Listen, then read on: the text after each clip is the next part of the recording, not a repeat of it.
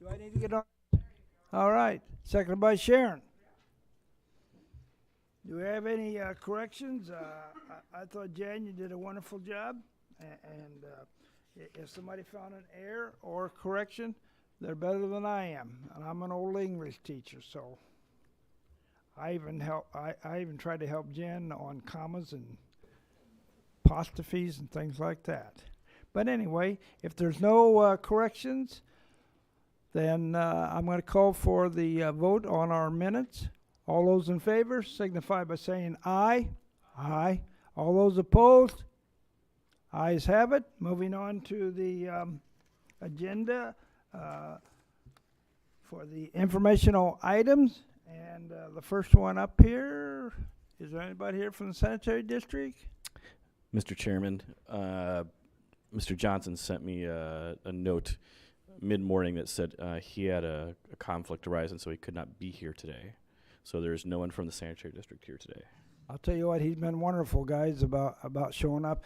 And I'll say this, if anybody wants to go on a great tour, I mean, he put on one of the best tours. I think Jimmy and Betty, both of you were there with our committee from last fall, and it was a wonderful tour. I gained a lot of knowledge. Of course, I'm usually always able to gain a lot of knowledge, but from most things, like the solar that you guys talked about and so forth. But when we went down there, I really was impressed. We got a great system. Okay, the next item on our informational items. Okay, we got Mark up. Thank you, Mark. Good afternoon. So lots of updates this month. I'll start at the top of the list. The IT and public defender office space renovation. I'll start at the public defender's office. That area is actually going, walls are going up, infrastructure is going in, mechanicals are going in, electrical, all those items are moving along. We actually met on Friday with the public defender team, Dewberry and Widmer, to finalize the furniture order. We're very close on that. That will probably wrap up on Friday, and we've got to get that this Friday, and then we've got to get that ordered, because we're still crossing our fingers and hoping by the end of June that space will be completed and we'll be ready to move in there. IT space lags because of the complications and the demolition in the IT area, especially the computer room area.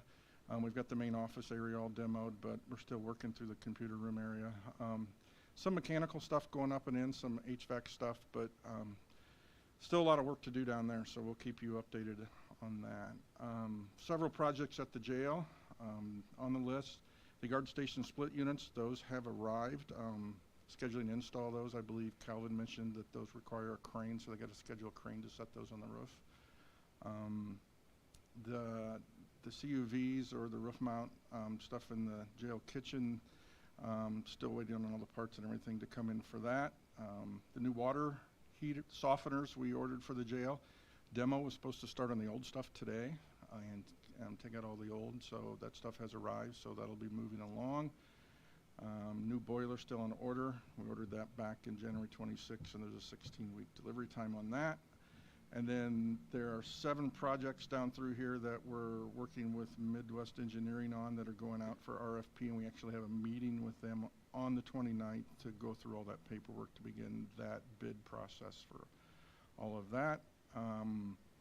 A positive note on the boardroom and 402 AV systems upgrade, that is going to start moving here very shortly. So we had Thompson's back in here and an electrician the week of the 13th to go back through and review that. So we should start seeing, we're hopefully just seeing all the final parts here before long, and we'll begin the process of upgrading this room and the one next door.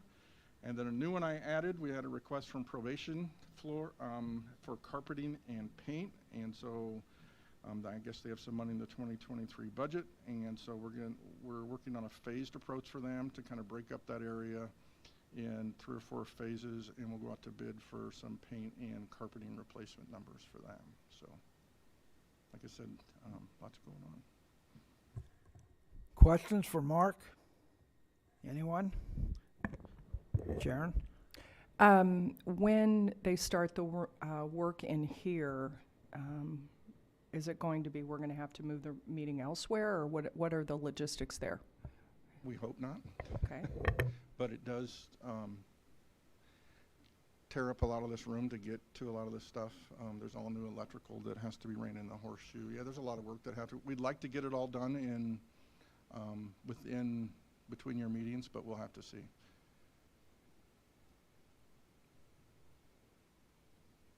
Anyone else? Thank you, Mark. You might as well probably stay right there unless you, the next thing that we have on the agenda is the feasibility study that we want to do out at the jail, and I didn't know whether you or Scott was going to take it. Are you going to take that? I can take it. Actually, it's something that Becca worked on, and basically working with Ameren and Rule. Ameren paid for a technical analysis at the jail, the HVAC systems, and this is kind of the results of that, and to bring back some recommendations on where there's potential items that need to be upgraded, what the annual energy savings cost, is there any incentives, and then what our out-of-pocket would be with those incentives. And then if you look on the summary on what the payback period are, some of them are pretty good. Some of them, with incentives are 4-year, a year, but then you get up into some of those that are 53-year paybacks, 172-year payback. But this is an informational for you guys. There's nothing to vote on here, but it was paid for, like I said, by Ameren, and it's information we will use as we look at planning 2024 budget. Some of the items in here we're working on.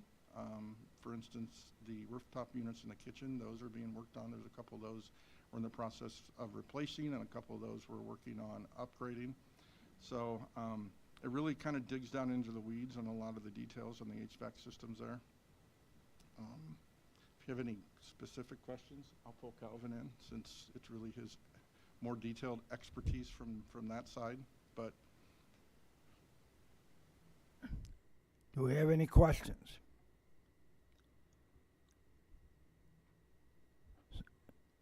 Okay, thank you, Mark. thank you. Okay, Jimmy? So Mark, I know some of these are on there, are going to be taken off, but would it be the plan to implement most of these in the 2024 capital plan? I think it all really depends on what those dollars look like and what other priorities we have. As we all know, there's limited dollars from that point. I think it makes, in my eyes, it makes sense to do those ones that have quick payback. But as we're all aware, to fix everything at the jail is quite the hunk of money to do that. But we'll look at them, and we'll compare those against the others and bring those forward. And ultimately, it'll come down to this committee making a recommendation on that budget. So.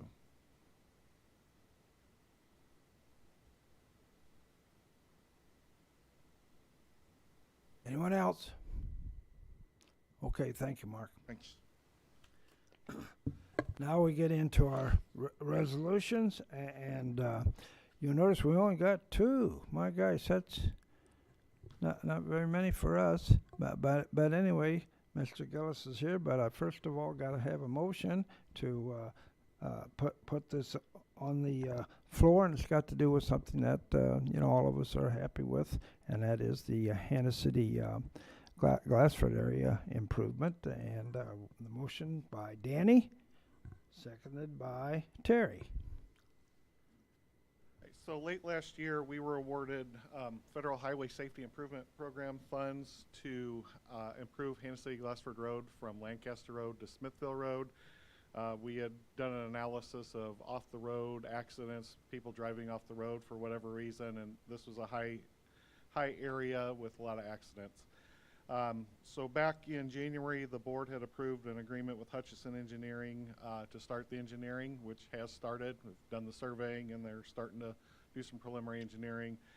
What this resolution for is IDOT's a little bit slower getting agreements going, so this actually allows us to use the federal funds that we've been awarded.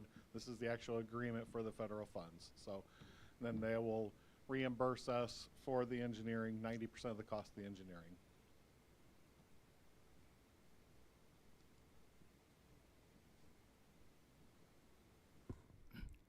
So this $130,000 is going to come out of that federal money that we're going to get.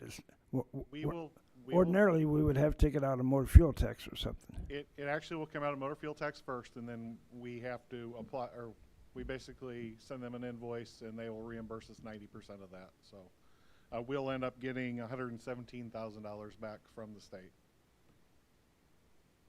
So our final cost will be $13,034 if Hutchinson uses the entire fee.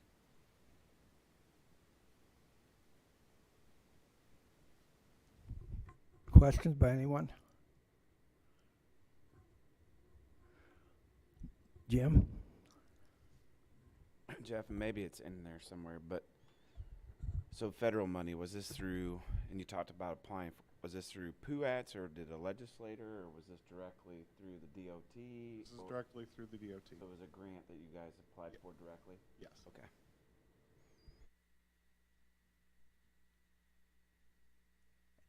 And it'll be the IDOT that will control the bid, and so they'll deal with that. We won't have anything to do with that. Correct. Correct. Any other questions? All those in favor of adopting this resolution signify by saying aye. Aye. All those opposed? Ayes have it. Moving on to our next resolution, and it's got to do with our handing over a county road to the city. And I need a motion on that. Motion by Betty, seconded by Matt. This is the portion of Glen Avenue between Sheridan and Illinois Route 40, which is still, as of today, a county highway. As many of you know, it is under construction right now, hopefully to be wrapped up here by the beginning of May. Once that is done and IDOT has approved the work, and we have approved the work, and the city's approved the work, and the board has passed this resolution and the city has passed their ordinance, then Glen Avenue will be officially become City of Peoria's road.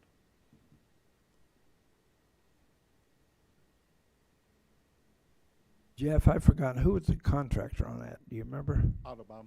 Autobahn, okay. Jim? Scott, or maybe Jeff, for the sake of the new members to this committee, since we haven't had one of these in a while, can you explain the jurisdictional transfer and going back to a 1966 agreement or something to that extent? Happy to, Mr. Dillon. And so what I'm about to share is really applicable across all the municipalities, but for the intergovernmental agreement that Mr. Dillon mentioned.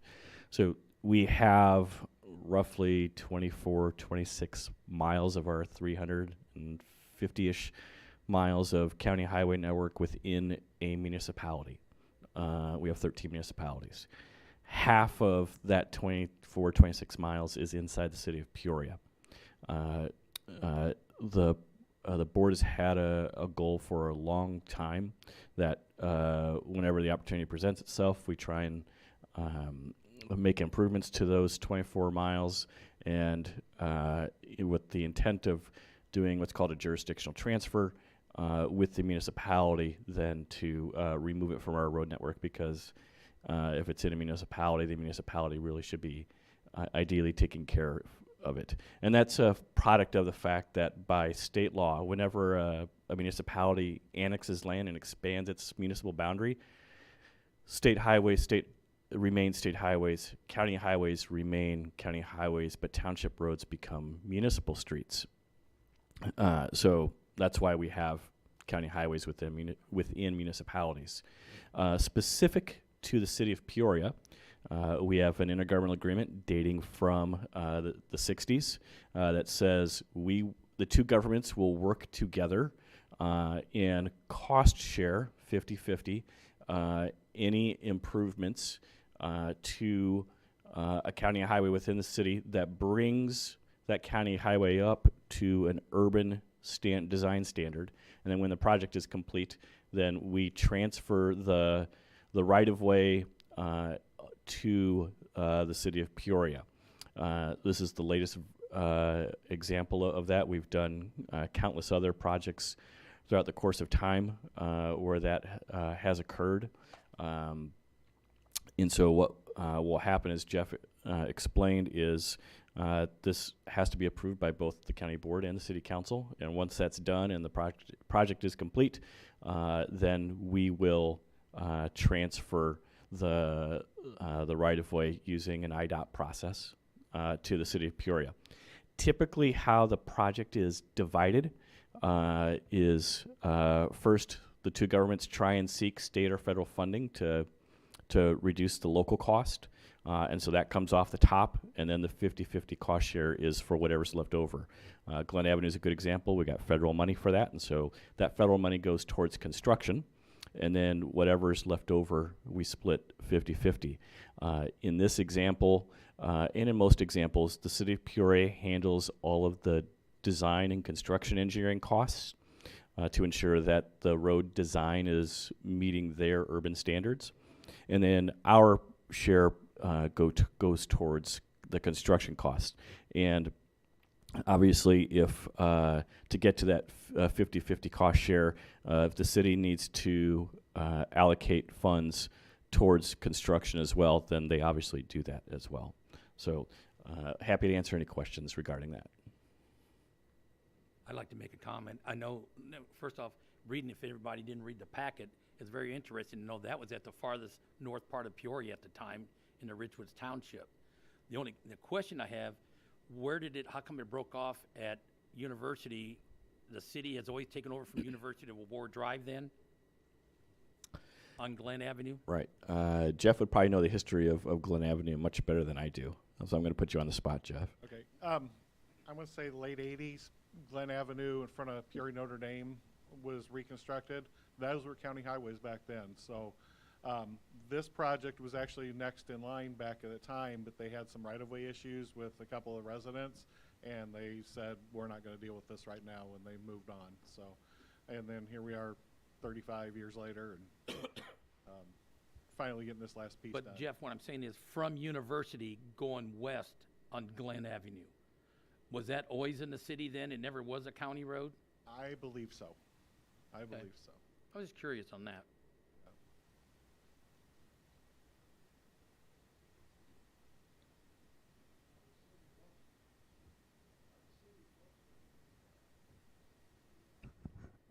Right away as well. Didn't they do all the purchasing? Right. So for this project, if there was any right-of-way acquisition necessary, it's my understanding that that was part of the city's 50%, unless it was covered by the federal share that the city and the county were able to get initially before we started the project. And then Scott, can you just elaborate a little further on that? So for the county's perspective, we get paid by registered vehicles, so other municipalities with mileage of roads. So our fund, we're actually lowering our inventory of roads, but not affecting our funding. That's correct, Mr. Dillon. So motor fuel tax to local governments is distributed differently depending on the type of local government you are. County governments, our motor fuel tax allotment is based on the number of registered vehicles we have in Peoria County. Townships, we have 2 road commissioners on the committee, and they'll tell you that their allocation is based on the number of miles of road that they have. And then municipal governments, it's based on population. Getting back to one of the reasons why it's been a long-standing goal of the county board to try and improve and then transfer county highways within municipalities to those respective municipalities is, as Mr. Dillon stated, it reduces the size of our network and therefore our costs to maintain that network. But our MFT allocation is not impacted by the transfer whatsoever.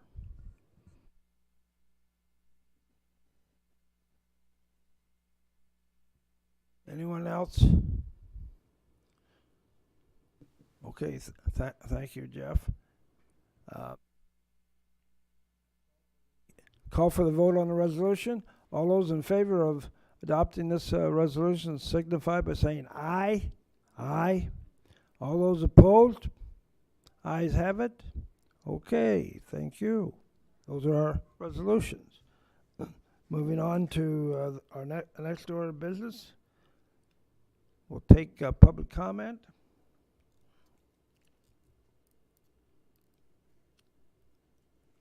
No one? Okay, thank you.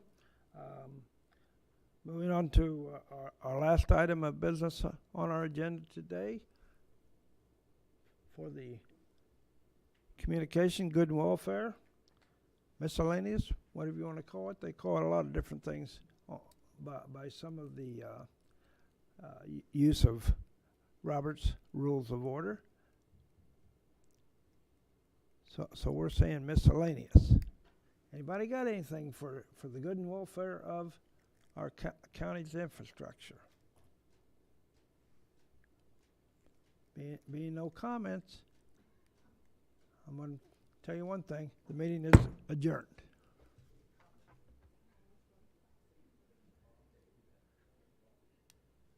Sorry, we didn't have more for you guys. I didn't plan this very well. We should have.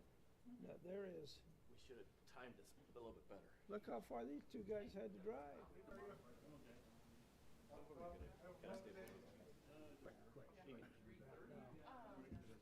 You said we had 24 to 26 now. How many do we actually